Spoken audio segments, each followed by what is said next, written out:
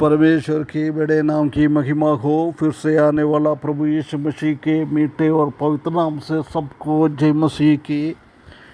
परमेश्वर ने एक और अवसर दिया है कि हम परमेश्वर के वचन के साथ ये प्रभात मनन के द्वारा आने के लिए परमेश्वर ने एक और मौका दिया, इसलिए परमेश्वर को बहुत बहुत धन्यवाद देता हूँ।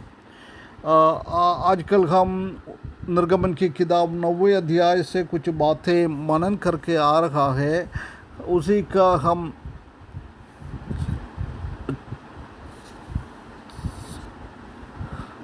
14 पद तक पिछले दिनों में हमने देखा है।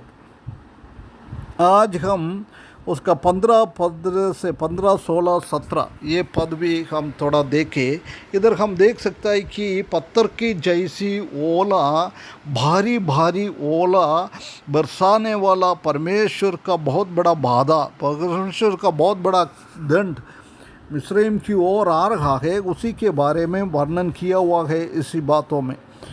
15वां पद में ऐसा लिखा है, मैंने तो अभी हाथ बढ़ाकर तुझे और तेरी प्रजा को मरी से मारा होता और तू पृथ्वी पर से सत्यानाश हो गया होता।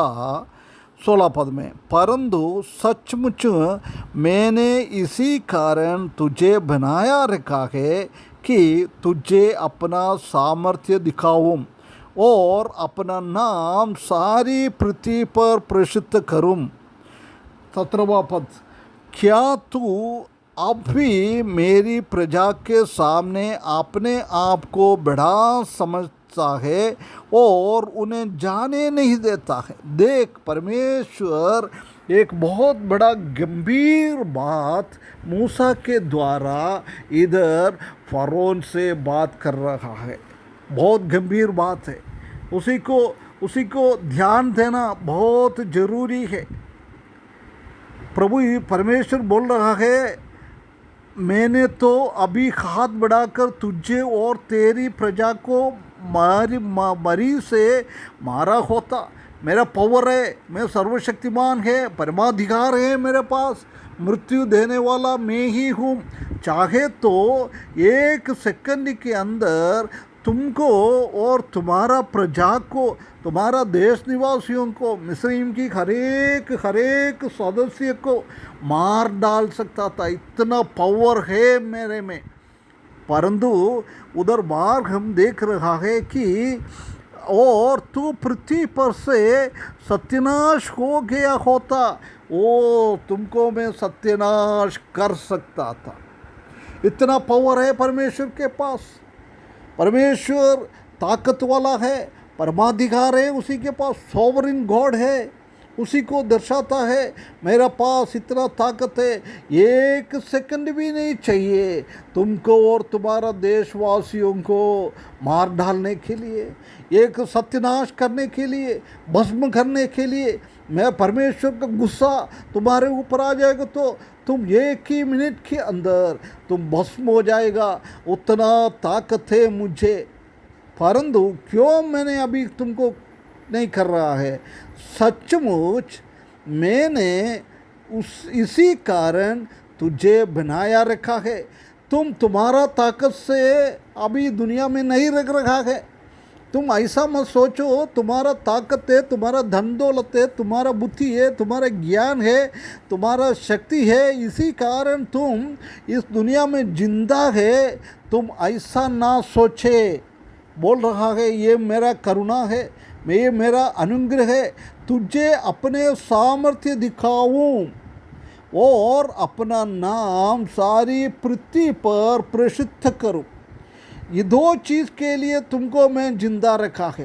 एक, मेरा सामर्थ्य तुम देखना, कैसे मैं इस्राएली लोगों को मेरे ताकत के द्वारा इन लोगों को छुटकारा दिएगा, वो तुम्हारा आंखों के सामने देखना है, दिखाना है। इसलिए मैं तुमको इधर रखा है और अपनी नाम सारी पृथ्वी पर प्रसिद्ध करूं। पूरा दुनिया का लोग ये सच्चा परमेश्वर है वो जानने के लिए एक मौका देना है। ये परमेश्वर चाहता है हमसे। इधर हम देख सकते हैं कि परमेश्वर का परमाधिकार दुष्ट लोगों के ऊपर भी है। ये बात को इधर हम देख सकता है।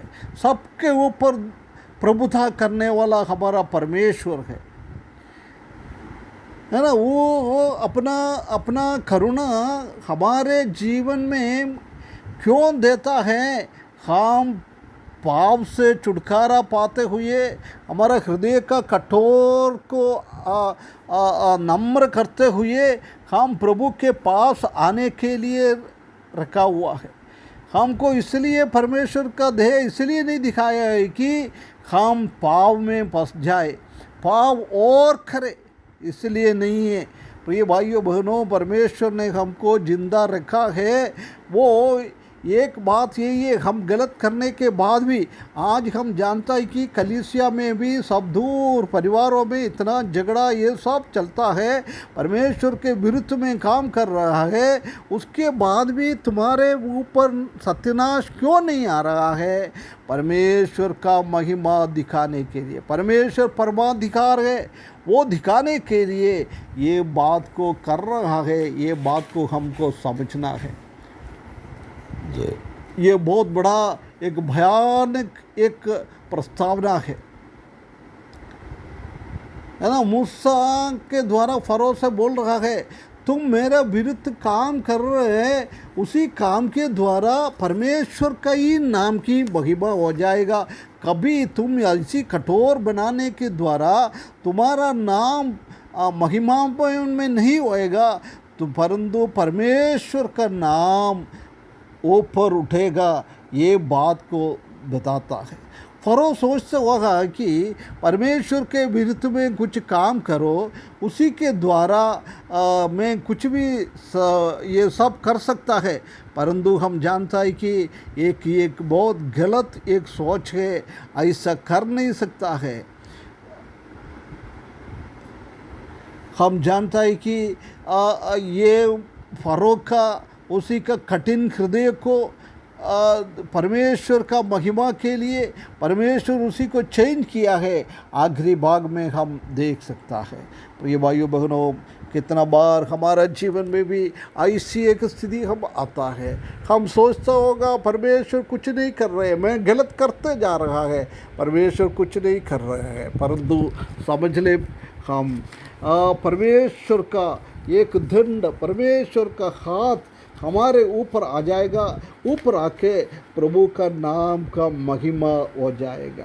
कभी भी एक परमेश्वर का एक हाथ कैसे फरो के सामने आया है, ऐसी हमारे ऊपर ना आए। ये वचन के द्वारा एक पवित्र चेतावनी भरा हुआ एक बात है। इसलिए उसी में ध्यान देते हुए एक अच्छा मसीह के जीवन बिताने के लिए परमेश्वर इस वचन के द्वारा हमको सहायता करे। उसके बड़े नाम की महिमा हो।